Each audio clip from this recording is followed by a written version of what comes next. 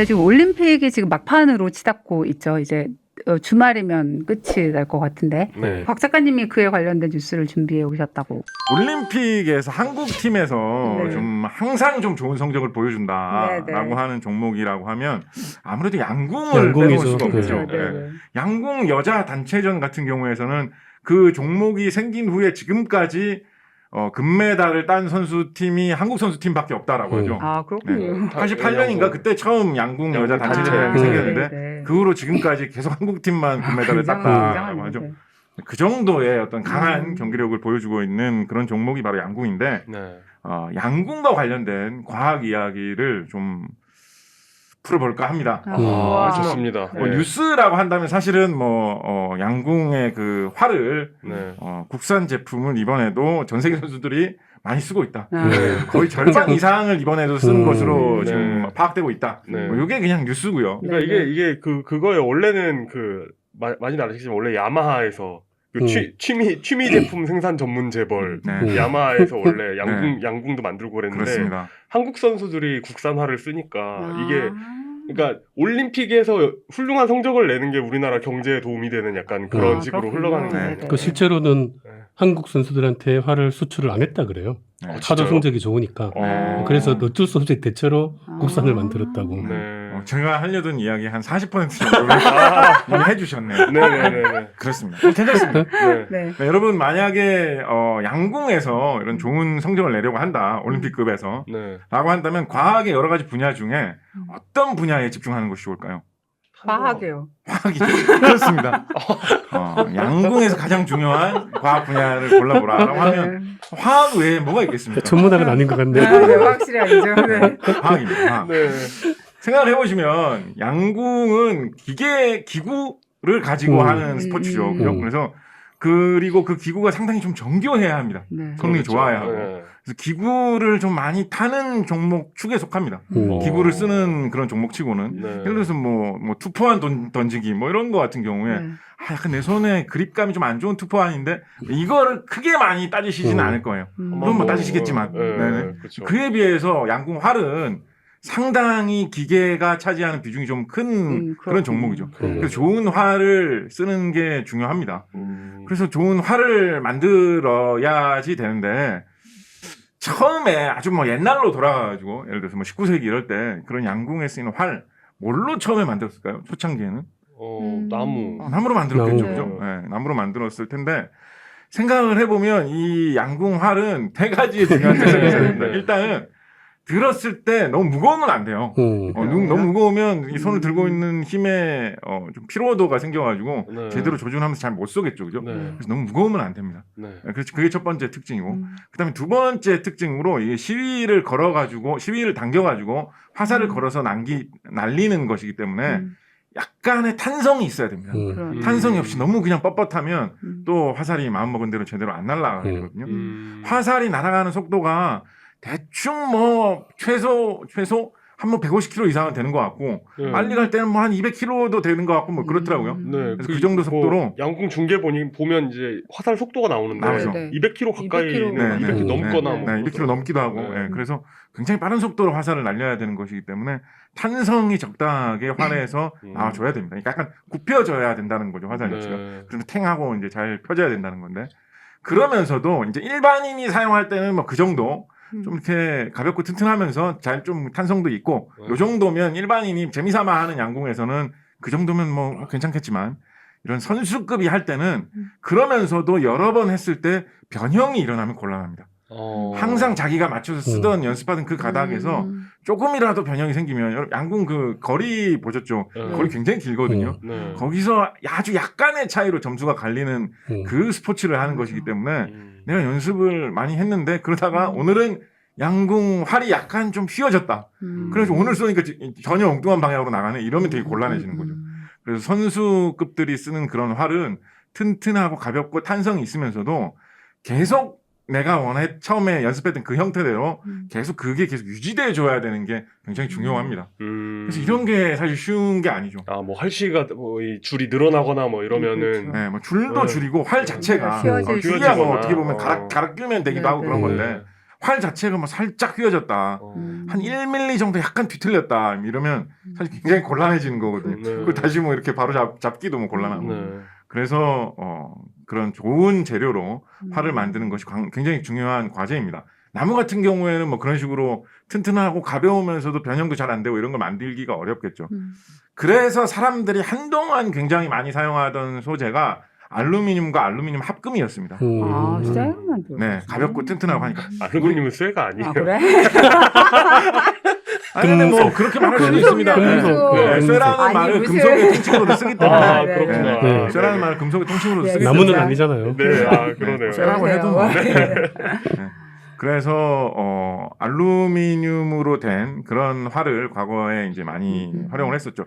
지금 우리나라 선수들이 쓰는 활 중에도 그 이제 사실 옛날 활 용어로는 그 활 끝부분에 시위가 걸리는 그 부분을 이제 고자라고 많이 부르는데 어감 좀 이상하죠. 그렇게 많이 부르는데 지금 그냥 활 만드시는 분들은 그거 포함해서 전체적으로 그 시위가 걸리는 활에 이제 손 잡는 부분 말고 시위가 걸리는 그쪽 부분들을 통칭해서 날개라고 그냥 부르더라고요. 보면 날개처럼 생겼잖아요. 네, 그죠? 네. 날개 부분이 지금도 알루미늄으로 된 거를 쓰는 선수들이 지금도 있습니다. 국내 선수 중에서도 보면 네. 아무래도 이제 그걸로 연습을 많이 했다 보니까 음. 아, 이게 나한테 더 잘 맞다라고 해가지고 알루미늄 내지는 알루미늄 합금 소재의 그런 활이 지금도 사용되고 있습니다. 근데 전통적으로는 알루미늄으로 날개를 만들고 뭐 중간에 손으로 잡는 부분, 화살이 걸리는 부분, 거기는 뭐 알루미늄 합금 내지는 뭐 플라스틱 내지는 나무 내지는 좀 다른 소재로 만들어가지고 두 개를 합치는 뭐 이런 식으로 많이 만들었죠.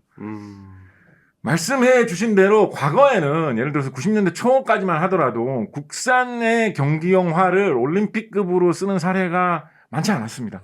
주로 외국제 활을 많이 썼죠. 네. 미국에서 역사와 전통을 자랑하는 모 회사가 한 군데 있고 지금도 이 회사는 건재합니다. 그리고 아까 말씀하신 일본 회사 그런 회사 두 회사가 이제 그 활 만드는 기술력을 바탕으로 해가지고 90년대 초까지만 해도 뭐 넘을 수 없는 벽처럼 전 세계 모든 한국 선수들 포함해가지고 네. 그런 회사의 활을 사다가 이제 양궁을 다 하고 있었는데 90년대 후반쯤 돼서 이제 본격적으로 국산 활이 좀 만들어지기 시작합니다. 네.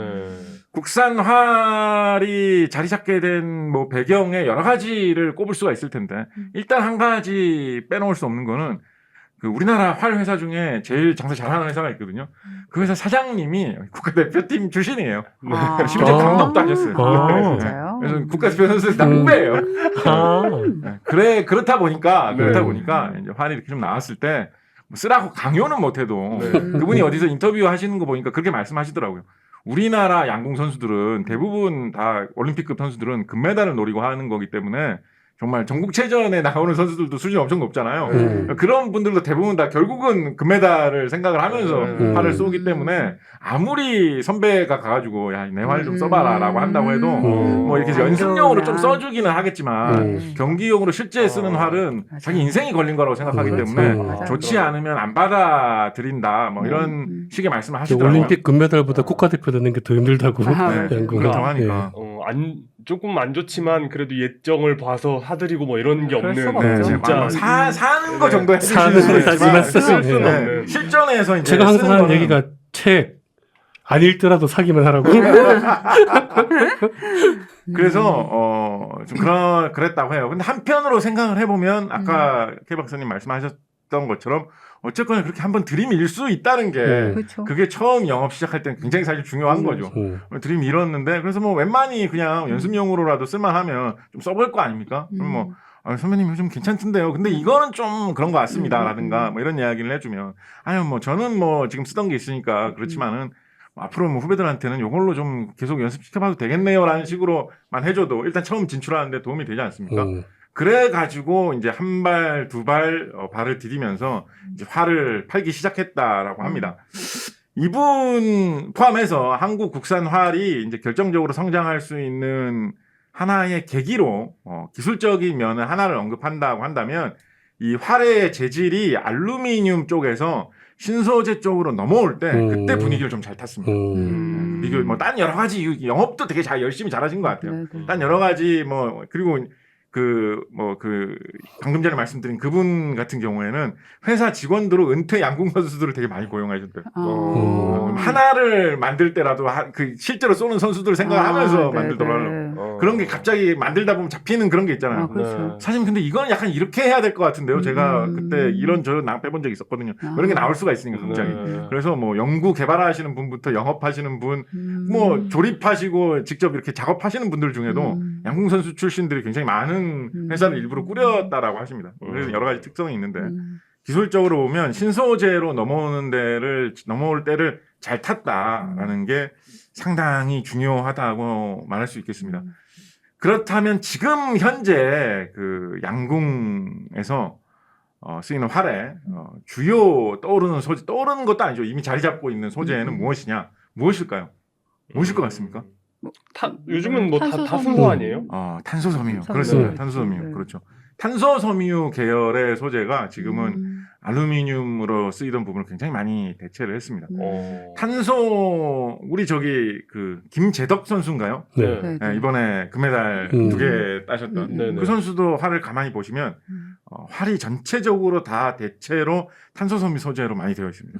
국산 제품 쓰시는 분이고요, 그분도. 근데 좀 너무 잘 휘지 않아요? 탄소는? 그게 탄소섬유라는 소재의 어떤 매력이고 또 어려움인데 탄소섬유라고 우리가 그냥 쉽게 말하지만 굉장히 다양한 종류가 있습니다. 기본적으로 탄소섬유라는 건 무엇이냐? 섬유라는 것은 실이겠죠. 네. 실인데 이제 탄소섬유라고 하니까 탄소로 된 실인 거죠. 기본적인 정체는. 그래서 쉽게 생각을 하면 약간 뭐 흑연 같은 그런 재질의 탄소 덩어리를 아주 가늘게 뽑아가지고 실처럼 만들어서 대충 한 직경 0.01mm 정도. 그 정도면 머리카락보다 훨씬 좀 가는 정도, 그 정도 굵기인데 그런 정도의 실을 만든 다음에 그거를 이제 여러 가지로 응용을 해가지고 뭐 쉽게 생각을 한다면 그거를 뭐 이렇게 좀 새끼줄 꼬듯이 꼬아가지고 좀 두터운 그런 실을 만들고 그걸 이제 시실과 나일실을 조합을 해가지고 천처럼 만드는 뭐 그런 식으로 해가지고 이제 소재를 만들어서 쓰는 것인데 그래서 이렇게 보통 이야기를 하고 많이 넘어가요. 네. 그냥 탄소섬유에 대해서 설명을 할 때. 네. 그래서 어떤 사람들은 진짜 뭐 흑연 같은 걸 우리나라에도 흑연 광산이 몇 군데 있습니다. 그런 흑연 광산 같은 데 흑연을 캐가지고 뭐 그거를 어떻게 갈아서 탄소섬유를 뽑는가 보다 이렇게 생각하시는 분들도 많이 계신데 그래요? 그런 비슷하게 만들 수도 있습니다. 그런 분이 많이 있어요? 그렇게 만들 수도 있습니다. 사실 그 비슷하게 만들 수도 있습니다. 진짜요? 네, 그 비슷하게 만들 수도 있는데 그러니까 흑연이 꼭 아니더라도 그냥 막 석탄 덩어리, 석유 덩어리에서 뭐 이렇게 해가지고 만든 그런 비슷한 수도 있는데 실제로 여러 가지 그런 뭐 스포츠 소재나 그런 상업적인 소재로 굉장히 많이 사용되는 그 탄소 섬유를 만드는 방법은 그런 탄소라는 느낌하고 좀 다릅니다. 만드는 방식이. 일단은 탄소 섬유를 만들기 위해서 뭘 먼저 만드냐면 화학 공장에서 아크릴로 니트릴이라는 물질을 먼저 만듭니다. 흔히 약자로 AN이라고 사용되는 물질인데 이거 좀 어떻게 보면 좀 위험한 물질입니다. 이게 유출됐다고 하면 일단 도망가야 되는 그런 물질인데 그래요? 그렇지만 굉장히 많이 대량 생산돼가지고 널리 쓰이는 물질입니다. 보통 우리나라에서는 뭘로 많이 유명하냐면 플라스틱 공장에서 플라스틱 중에 ABS라고 부르는 플라스틱이 있거든요. ABS 수지 뭐 이런 식으로 부르는 플라스틱이 있는데 약간 고급 플라스틱으로 많이 불리우는 플라스틱입니다. 좀 이렇게 플라스틱으로 된 물건인데 뭔가 좀 모양이 좀 좋아 보인다 싶으면 그다음에 뭐 되게 막 잘 만들었다 뭐 이건 뭐 튼튼하다 아니면 뭐 변형이 안 된다 어쩌고 뭐 이런 게 있는 게 있으면 ABS 아닐까 의심해도 될 정도로 약간 고급으로 불리는 품질인데 우리나라에서 ABS 잘 만듭니다. 우리나라 회사들이 ABS의 원료로도 쓰이는 게 이 아크릴로니트릴 AN이라는 물질인데 이건 ABS 같은 그런 복잡한 형태로 잘 안 만들고 그냥 AN 자체만 넣고 잘 굳혀가지고 굳게 만들어가지고 그냥 폴리아크릴로니트릴 PAN이라고 흔히 부르는 그냥 그 AN을 굳혀서 만든 플라스틱을 만들어낼 수가 있습니다. 훨씬 단순하죠. 사실은 이 PAN이라는 것 자체는 크게 쓸모는 많이 없습니다. 그런데 한 가지 특성이 뭐가 있냐면 PAN 이거를 이렇게 느려서 뽑아내면 실처럼 뽑을 수가 있어요. 그래서 PAN이라는 플라스틱을 실처럼 이렇게 길게 뽑아가지고 마치 나일론 같은 합성 섬유 만들듯이 PAN으로 일단 실을 만듭니다. PAN 실을 만들어요. 실을 좀 잘 만들어야 돼요. 실을 뽑았다가 뭐 식혔다가 다시 한번 더 뽑았다가 또 뭐 뜨겁게 데웠다가 또 식혔다가 이걸 뭐 여러 번 해서 잘 만들어요. 그래서 좋은 PAN 플라스틱 실을 만듭니다. 보면 약간 막 이상한 불장난 같은 거 혹시 어릴 때 해보신 분 계시면 플라스틱 같은 거 막 불에 이렇게 해가지고 녹였다가 이렇게 네, 뜯어보면 늘리고 뭐 이렇게 플라스틱 뜯을 때 이렇게 길게 늘어지면서 약간 그죠. 연 늘어날 때처럼 그죠, 그죠. 이렇게 실 모양으로 이렇게 쭉 네. 이렇게 뽑히고 그렇게 하잖아요. 그런 걸 하는 거예요. 아. 그렇게 해가지고 실 타래를 이 PAN이라는 플라스틱으로 굉장히 많이 만들어요. 아주 좋은 품질로 잘 만들어요, 그거를. 그렇게 만든 다음에 어떻게 하느냐? 어떻게 할까요? 이게 무슨 탄소 섬유야 싶죠? 네, 이걸 어떻게 해서 탄소 섬유로 만들까요? 태워. 역시 예? 역시 진짜 굉장한 발상. 예. 우리 저기 격동 500년에서 네. 에디슨 편 할 때 그렇죠. 에디슨이 필라멘트 만들 소재를 네. 찾다 못 찾아가지고 나중에는 뭐 무명실이라든가 네, 네. 이런 그 유기물 소재를 가지고 그걸 이렇게 굽고 이렇게 해가지고 시꺼먼 이제 숫덩이처럼 만들어가지고 그거를 꽂아가지고 전구 개발에 성공했다 이런 이야기 네. 잠깐 그렇죠. 네. 드렸었잖아요. 그게 생각나서. 네네네, 맞아요. 네. 네, 그게 사실 어떻게 보면 탄소 섬유거든요. 아. 그래서 미국 사람들은 뭐 세계 최초의 탄소 섬유는 뭐 에디슨이 어쩌고 뭐 이런 얘기도 합니다. 네, 그런 얘기도 합니다. 근데 뭐 별로 그렇게 그거 약간 좀 오바인 것 같기도 하고 네. 그리고 실제로 나중에 그 뒤에는 그 에디슨이 개발한 그 탄소 섬유라고 할 수 있는 그 필라멘트보다 텅스텐 필라멘트를 사실 더 많이 썼거든요. 네, 네. 텅스텐이 사실 우리나라의 광산에서 만들어 세계로 많이 수출했었는데. 아, 그죠. 네, 네. 상동의 맞아요. 중석광산. 네, 맞아요. 상동 중석광산. 네. 탄소 섬유하고는 관련이 없는 얘기. 하여튼 미국에서는 그래서 에디슨이 전구 개발할 때 탄소 섬유를 처음 만들었다 뭐 이런 식으로도 이야기를 하는데 실제로 그 비슷하게 그 플라스틱에서 뽑아낸 실을 굽습니다. 굽는데 이런 그 공기 중에서 구우면 타겠죠. 네. 타면 막 불이 붙으면서 막 여기가 많이 타고 저기가 적게 타고 해서 이상하게 될 거 아니에요. 네, 네. 그래서 공기를 없애고 공기를 없애다 못해 그런 반응을 하지 않은 딴 기체를 채워 넣어요. 예를 들면 뭐 아르곤이라든가 헬륨이라든가 이런 걸 잔뜩 채워 넣어가지고 산소가 없는 과정에서 굽습니다. 온도도 꽤 높게 구울 거예요. 한 뭐 1000도, 2000도 이 정도 꽤 높게 구우면 그게 이제 까맣게 굽혀가지고 탄소 섬유 우리가 흔히 생각하는 탄소 섬유라는 형태가 되는 거죠. 그런 식으로 탄소 섬유를 만드는 거를 통상 많이 사용합니다. 그러면 그 정말 쉽게 생각해서 태운 플라스틱이라고 해도 되는 거예요? 그렇습니다. 어떻게 보면 그런 거예요. 구운 플라스틱. 플라스틱. 네. 검게 구운 플라스틱이 사실은 탄소 섬유죠. 근데 이제 탄소 섬유계에서는 탄소 섬유를 약간 플라스틱과 동급으로 보는 걸 좀 싫어하는 경향이 있거든요. 그런 식으로 잘 말 안 하는데 그 생산 공정을 보면 딴 공정으로 근데 탄소 섬유 만드는 방법도 있긴 있어요. 네. 그렇긴 한데 지금 말씀하신 게 제일 일반적인 방법. 이게 사실은 이게 일본 쪽에서 많이 좀 히트한 기술이거든요. 근데 그렇게 해가지고 많이 팔렸어요. 잘 됐어요. 이런 기술이. 이 방식으로 탄소 섬유를 많이 만듭니다. 그래서 이렇게 해서 탄소 섬유를 만들면 이제 탄소로 된 실덩어리가 나오는 거죠. 그럼 그걸 아까 말씀드린 대로 꼬아서 더 굵은 실을 만들거나 그 다음에 그거를 이렇게 잘 엮어가지고 천으로 만들면 그 천을 가지고 이제 또 뭘 만들고 뭐 이런 식으로 이제 하게 되는 거죠. 탄소 섬유를 가지고 뭐 좋은 거를 만드는 가장 간단한 방법은 그 탄소 섬유를 그냥 적당히 대충 이렇게 뭐 채를 썰든지 해가지고 플라스틱에다가 그냥 좀 이렇게 섞어가지고 넣는 겁니다.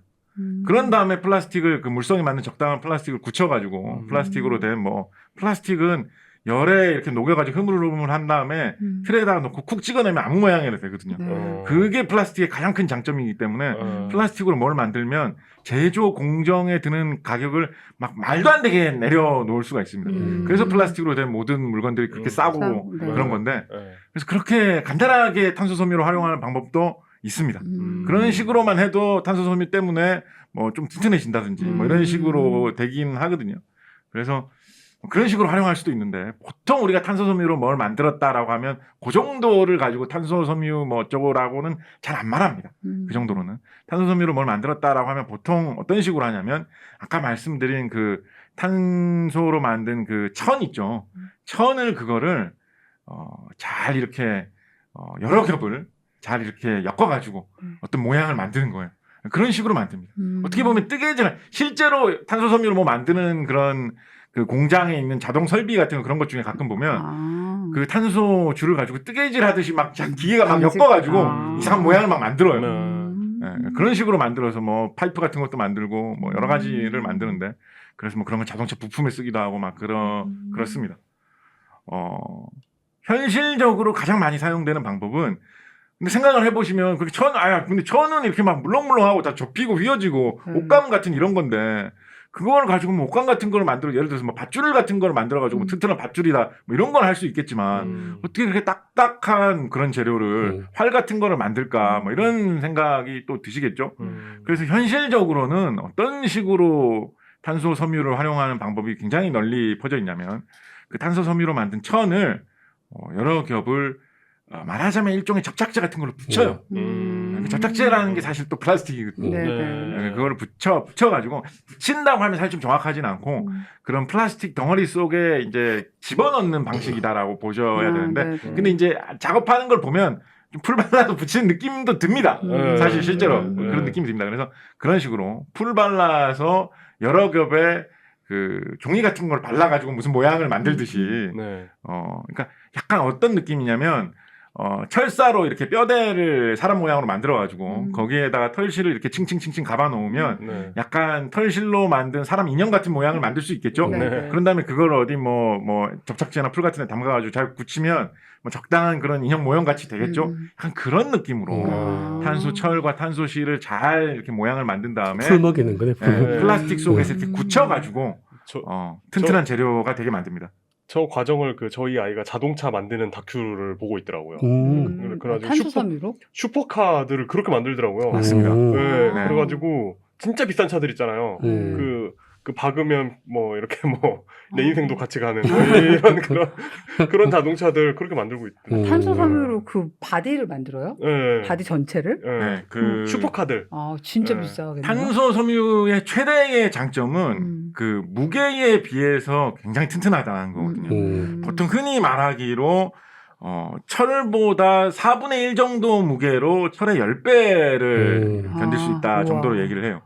그래서 뭐 여러 가지로 그런 식으로 강한 강도를 견뎌야 되면서 무게는 많이 나가면 안 될 때 그럴 때 여러 가지 부품을 만드는데 많이 사용을 하는데 말씀하신 대로 자동 일반적인 자동차 부품으로 간혹 조금씩 쓰이기도 하고요. 그냥 일반적인 자동차도. 뭐 일반적인 자동차인데 예를 들어 서킷을 달리거나 내 차로 네네. 그러면은 이렇게 본넷 같은 거 있잖아요. 그 앞에 그 자동차 여는 그 본넷 정도만 그 카본으로 갈아주는 경우도 있어요. 맞습니다. 그런 식으로 그런 식으로도 하고 경주용 자동차 뭐 이런 뭐 포뮬라의 이런 초고성능 자동차 같은 경우는 아까 말씀하신 대로 껍데기를 막 뭉텅뭉텅 막 크게 큰 큼직큼직한 것도 탄소 섬유 계통으로 해가지고 만들기도 합니다. 하더라고요. 우리나라에 현재 배치되어 있는 전투기 중에 제일 뭐 강력한 전투기, 최신형 전투기라고 하면 뭐를 꼽을 수 있겠습니까? 아무래도 F-35를 그죠. F-35 같은 경우에 겉면의 상당 부분이 탄소 섬유로 만들어져 있습니다. 뭐 튼튼하고 가벼우면 좋으니까. 그리고 그냥 상용기 중에서도 제가 알기로 보잉 787인가? 787 같은 경우에 전체적으로 온 동체가 거의 전체적으로 탄소 섬유를 굉장히 많이 사용을 해가지고 만들었다라고 알려져 있습니다. 787은 약간 그래서 날개가 약간 이렇게 공중에 떠 있을 때 보면 다른 비행기들보다 위로 약간 치우쳐 있는 거거든요. 그러니까 이게 강도는 그러니까 그걸 뭐라고 표현하는지 모르겠는데 강도는 센데 약간 휘어진다고 해야 되나? 약간 휘어지는 성질이 있다고 해야 되나? 파닥파닥해. 약간 그런 느낌. 그렇게 파닥파닥해서 날진 않지만. 네네. 그런 느낌. 그래서 애초에 생각을 해보시면 애초에 그 기본 바탕이 천으로 그런 식으로 출발한 거기 때문에 만들기에 따라서는 탄성을 또 굉장히 강하게 줄 수 있는 그렇게 만들 수도 있어요. 하이 모듈러스 뭐 카본 파이버 뭐 이런 식으로 뭐 부르기도 하는데 그런 특징으로 만들 수도 있거든요. 그래서 굉장히 재밌는 소재고 뭐 로켓이나 뭐 우주선 뭐 이런 쪽에도 뭐 쓰이고 뭐 저기 일론 머스크가 뭐 탄소 섬유 재료로 된 뭐 탱크 연료 탱크를 만들어 가지고 새 로켓에 넣으려고 했는데 박살이 나오죠. 뭐 이런 뉴스도 뭐 실리고 해서 뭐 그런 식으로 일렉트론 이런 데서도 탄소로 아마 로켓 만들고 있어요. 그런 식으로 굉장히 많이 사용이 되고 있고 일상 생활에서도 뭐 골프채라든가 스포츠 용품 같은데 뭐 자전거 뭐 이런데 왕왕 가끔씩 막 등장합니다. 전체가 통으로 된 게 잘 없을지라도 주요 부분이 탄소 섬유로 된 것들이 잘 등장을 하는데 이 한국 국산 활 같은 경우에 탄소 섬유로 넘어올 때 분위기를 잘 탔어요. 처음에 좀 고생도 했다 그래요. 탄소 섬유 없이 만들었는데 잘 되는 거 좋은 거예요. 그래서 막 후배들이 저도 이걸로 해야 되겠어 막 이렇게 해가지고 막 잔뜩 들뜨고 막 일본에 수출도 하고 막 그랬었는데 잘 됐는데 좀 쓰다 보니까 막 갈라지고 부서지고 왜냐면 그런 게 발생하기 쉽거든요 사실. 이게 그 접착제 같은 식으로 그렇게 하고 붙여놓은 거기 때문에 이 결이 이상하게 잘 안 맞거나 하면 막 붙여놓게 뜯어지고 막 이럴 수 있거든요. 그런 게 막 발생해가지고 제가 본 그 인터뷰 그 사장님 인터뷰 영상에서는 처음에 일본에 양궁 그 활 내상장가 몇십 개를 이렇게 수출을 했는데 수출을 해갖고 가고 있는데 배달되고 있는데 그 소식을 들어가지고 일본의 고객한테 전화해가지고 지금 문제가 발생됐으니까 도착하면 바로 바품해달라 뭐 그랬었던 적도 있었다라고 하시더라고요. 근데 그 후에 이제 기술력을 쭉 발전시켜가지고 이 탄소 섬유 복합 소재의 양궁에서는 완전히 정착을 잘 했었고 그럼 이제 그 선수들이 들고 오는 건 금속이 아닌 거예요? 아까 말씀드린 대로 선수의 그 스타일에 따라서는 아직도 알루미늄 합금 재료를 쓰시는 분도 계시긴 한데 제가 알기로 김재덕 선수 같은 경우에는 이 탄소 복합 소재로 탄소 섬유 계열 소재로 된 거를 들고 통짜로 거의 그렇게 된 거를 들고 다니시는 것 같고 뭔가 왠지 성격과 맞는 것 같아. 그 선수는 그런 걸 써야 될 것 같은 느낌. 그리고 그 만드는 방법도 사실 좀 다양해요. 아까 말씀드렸던 대로 그 탄소 섬유를 가지고 그렇게 모양을 만드는 방법이 그냥 탄소 섬유만 갖고 만들 수도 있지만 딱 생각해 보시면 뼈대는 뭔가 알루미늄으로 만든 다음에 거기서 탄소 섬유를 감아보자 뭐 이런 거 여러 가지 생각해 볼 수 있잖아요. 그런 게 다 노하우고 다양한 조합이 있을 수 있는 기술이거든요. 이 우리나라 국산 양궁 회사도 그런 식의 여러 가지 조합을 많이 연구하시는 것 같더라고요. 그래서 잘 정착을 했고 아까 말씀해 주신 대로 그게 선순환을 일으킨 거죠. 그렇게 해가지고 국내 양궁 선수들한테 영업을 해가지고 팔았는데 국내 양궁 선수들이 그걸로 좋은 성적을 내니까 외국 선수들도 저 활을 써야 잘 되나 싶어가지고 그 활을 사가지고 하다 보니까 점점 자꾸 활이 잘 팔리게 된 거죠. 그래서 아까 그 일본의 와이모 회사 말씀해 주셨는데 그 회사 같은 경우에는 한때는 양궁계의 뭐 제2의 강자 영원한 2위 이런 거였는데 사업이 망했대요. 사업이 망해가지고 그 망한 시설을 그 말씀드린 국내 양궁 회사가 사들여 버렸다고 하더라고요. 세상이 한 20년 흐르는 사이에 완전 바뀌어버린 거죠, 양궁에서. 옛날에 선수들 다 그 일본의 취미용품 재벌 와이사. 거기 재벌이었는데 이제 아예 없어져 버리고 그 공장 직원들은 지금 한국 회사의 직원들로 바뀌어 버리게 된 거죠. 그래서 뭐 그렇게 되었다고 하고요. 최근에는 이제 뭐 탄소 나노튜브라든가 그래핀 같은 그런 나노 소재라고 하는 그런 소재를 적재적소에 살짝 혼합을 해가지고 더욱더 기능성이 강화된 거를 개발해서 팔고 있다라고 해요. 이번에 한국 양궁팀이 사용한 활도 아마 그런 쪽에 최신 소재 제품이 아니겠느냐 뭐 이런 식으로 이야기가 나오고 있는 것 같습니다. 특히 좀 재밌는 뉴스로 제가 지난번 올림픽 때인가 봤던 기사 중에 그런 기사가 있었어요. 북한 양궁팀이 출전을 했는데 북한 양궁팀도 한국산 활을 사용하고 있더라. 그런 이야기가 있는데 보아라 이게 자본주의 힘이다 뭐 이런 식의 농담을 너무 많이 하기에는 혹시 또 그 북한 양궁 선수께서 우리 팟캐스트 유튜브를 보시는 어떤 관계 높으신 분께서 좀 심기가 불편하시면 피해를 입으실 수도 있다라는 생각이 들어서 그렇죠. 너무 농담을 많이 하기보다는 뭐 기왕에 뭐 수입품 쓰셔서 활 쓰실 거면 단체에 쓰는 게 차라리 좋지 않겠습니까? 그렇죠. 지금은 이제 미국 회사하고 남한 회사하고 이렇게가 지금 자리 잡고 있는 형국이거든요. 비제를 살아서 쓰겠습니다. 북에서 뭐 높으신 분이 보신다고 하시더라도 그러려니 하고 넘어가 주시면 좋겠다라는 말씀을 드리고 싶습니다. 지금 이제 이 회사 같은 경우에는 이런 탄소 섬유를 이용해서 뭐 좀 복잡한 모양을 만드는 이런 기술을 상당히 노하우를 많이 갖게 됐잖아요. 그래서 지금 이런 여러 가지 쪽으로 좀 진출하고 있는 거를 좀 탐색하고 있는 모양이에요. 최근에 자전거 사업은 어느 정도 좀 버리시는데 성공하신 것 같고요. 자전거도 이제 가볍고 튼튼하면 좋은 거니까요. 특히 이분은 이렇게 스포츠계 인맥이 좀 영업망이 좀 있으신 분이기 때문에 자전거도 이 경기용 자전거를 생산하셔가지고 카본 자전거 제법 잘 되신 것 같아요. 그래서 제가 지금 들어오기 전에 제가 인터넷에 뉴스를 검색해 보니까 이번에 그 경륜의 그 여자 경륜의 출전하시는 우리나라 국가대표님도 이 활 만들던 회사에서 만든 자전거를 타고 달리신다고 그런 이야기를 들었습니다. 그래서 앞으로 다양한 그런 여러 가지 용도로 많이 사용될 수 있는 재료가 탄소 섬유를 이용한 여러 가지 복합 재료들이고 앞으로도 사실은 이게 그런 식의 말이 주식하시는 그 분들 보시는 뉴스나 이런 거 보시면 엄청 이야기 많이 하거든요. 아, 맞아요. 네, 그래서 그런 걸 보셔도 뭐 많이 알 수 있으시긴 한데 기술적으로도 상당한 의미는 뭐 당연히 있는 것이다라고 말씀드릴 수 있겠고 요즘에 과학 유튜브들이 갑자기 좀 이것저것 늘어나가지고 그래서 좀 되게 막 조회수나 이런 게 되게 높은 거예요. 그래서 뭔가 하고 봤더니 대부분 다 주식 유튜브랑 결합된 과학 유튜브들이에요. 왜냐면 이런 신기술은 저런 얘기들이 사업화돼 있는 게 막 우리나라에서 탄소 섬유 많이 생산하는 공장 어디에 있는지 아십니까? 이 기자님 왠지 아셔야 될 것 같은데. 저요? 모르십니까? 모르는데요. 고향 전주에 있습니다. 전주에. 아 진짜요? 네, 전주에서 뭐 한 10,000톤 단위로 생산할 거예요. 1년에 몇만 톤 단위로 생산할 거예요. 우리도 해볼까? 네. 관련주 추천. 더 뭐 몇 달 전에 뭐 총리인가가 거기 공장에 방문해가지고 탄소 섬유는 뭐 미래 기술의 뭐 쌀이다 뭐 이런 이야기를 하시던데 쌀 농사 짓는 농민들은 그렇죠. 쌀이지 약간 이런 말씀하실 것 같기도 한데 하여튼 뭐 그래서 뭘 먹으라는 거지? 그래서 그게 약간 그런 주식 뉴스에도 많이 나왔어요. 아, 네, 정말 네. 그런 식으로도 주목받는 것인데 과학의 힘으로 네.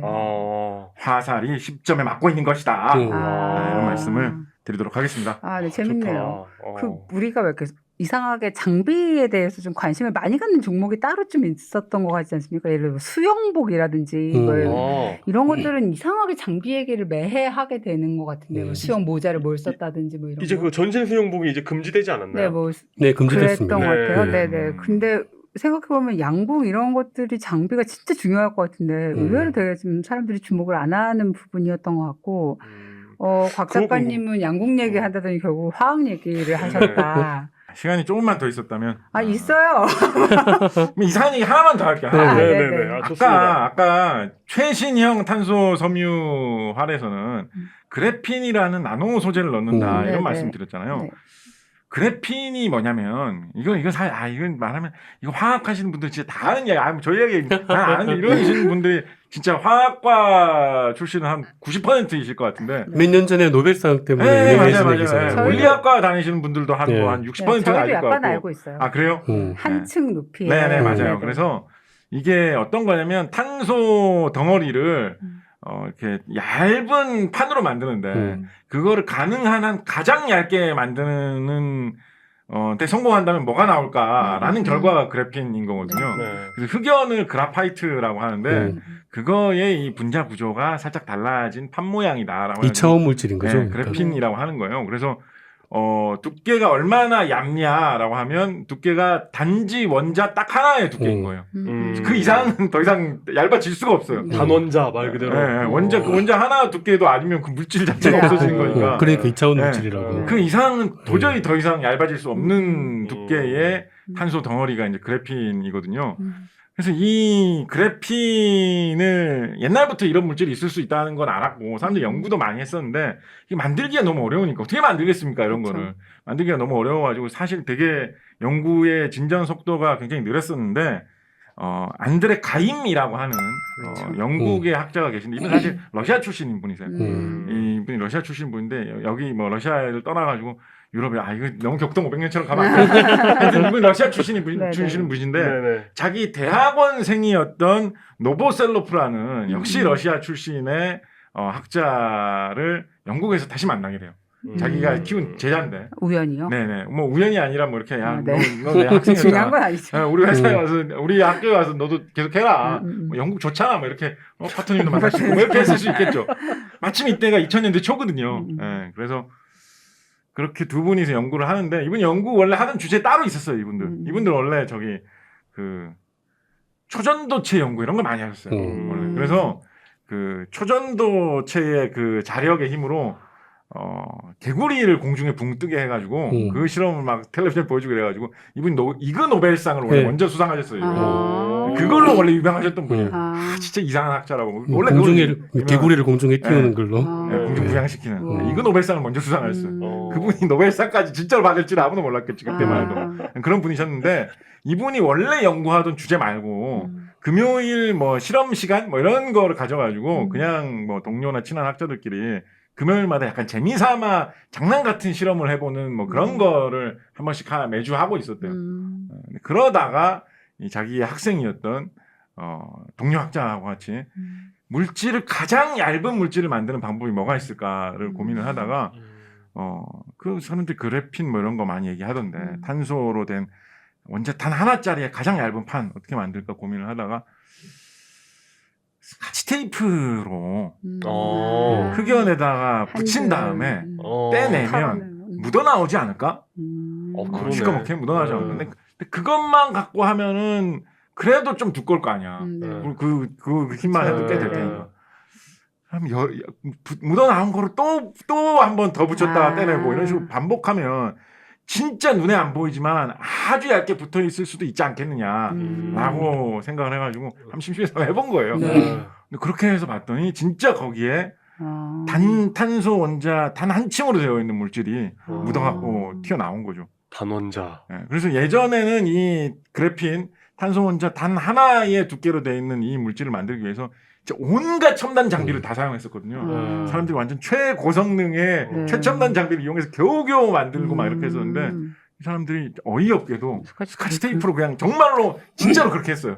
스카치 테이프로 그냥 붙여가지고 떼내는 방법으로 해가지고 진짜 손쉽게 훨씬 잘 만들게 된 거예요. 그래서 이건 진짜로 되는데라고 해가지고 논문을 쓰고 계속 후속 연구를 하고 전 세계의 사람들이 이 방법 혹은 이거를 살짝 개선해가지고 비슷한 방법을 이용해가지고 그래핀 연구를 막 하기 시작한 거죠. 그럼 스카치 테이프에 붙어 있던 건 어떻게 떼요? 스카치 테이프에서 떼야 될 거 아니에요? 뭐 스카치 테이프는 녹이는 방법도 있고 그리고 뭐 붙은 채로 그냥 연구를 하는 방법도 있죠. 붙어 있는 채로 연구를 하는 방법도 있죠. 뭐 그래서 하게 되는데 폭발적인 인기를 받아가지고 야, 이게 이렇게 되는구나. 그리고 이게 약간 내용이 좀 드라마틱하잖아요. 그래서 사람들 사이에 이 이야기 굉장히 많이 퍼졌어요.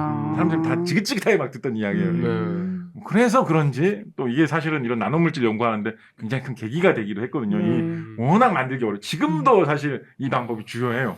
이게 2004년 그때 연구인데 지금 10년 이상이 지났는데 아직도 스카치 테이프 공법이 주요한 방법이에요. 아직도 그렇군요. 되게 만들기 어렵거든요. 자, 아직도 그때 중요한 그래핀 쪽에 굉장히 세계적인 과학자 중에 한국 분이 계셨거든요. 김필립 교수님이라고. 맞아요. 네네. 그래서 그분이 어쩌면 먼저 했을 수도 있는데 그래핀 그걸 스카치 테이프한테 밀리는 바람에 그때 노벨상 이제 그 안드레 가인 교수가 받는 게 거의 확실해졌을 때 김필립 교수도 같이 받지 않을까라는 얘기가 나올 정도로 맞아요. 맞습니다. 아쉽게 놓친 게 있어요. 그렇습니다. 안타깝네요. 이분은 그 후에 요즘 노벨상 치고 좀 빨리 받았죠. 불과 한 6, 7년 지나가지고 2010년도에 노벨 물리학상을 이분은 원래 물리학 전공이셨기 때문에 노벨 물리학상을 수상을 하셨습니다. 그렇게 개발되어서 노벨상을 받았던 그래핀이 지금은 양궁 활에 들어가고 있다. 김재덕 선수가 당긴 그 활에 아마 들어가 있을 것이다. 이렇게 설명드릴 수 있겠습니다. 근무 시간에는 개구리를 띄우고 노는 시간에 노벨상 업적을 나타내는 맞습니다. 그러게요. 그래서 이분은 정말 드물게 이그 노벨상과 노벨상을 그렇죠. 동시에 수상하신 보통 그리고 동시에 수상하셨다고 해도 보통 노벨상 먼저 수상하시고 그다음에 여러 가지 헛짓을 하시다가 이그 노벨상 수상하시는 경우가 많은데 반대 순서로 수상하시는 경이로운 업적을 세우신 분이기도 진짜 하시죠. 업적이네요. 그래서 그 뭐 엉뚱한 상상력 이런 거 얘기할 때 대표적인 사례입니다. 대표적인 사례인데 하나밖에 없다는 게 이런 게 그렇게 많지가 않죠. 이제 그러면 다 그렇습니다. 뭐 더 이야기거리 있긴 한데 여기까지. 여기까지 하겠습니다. 일단 오늘 밤에 오늘 뭐 얘기는 할 만큼 했다. 할 만큼 했다. 봐도 했다 약간 사실.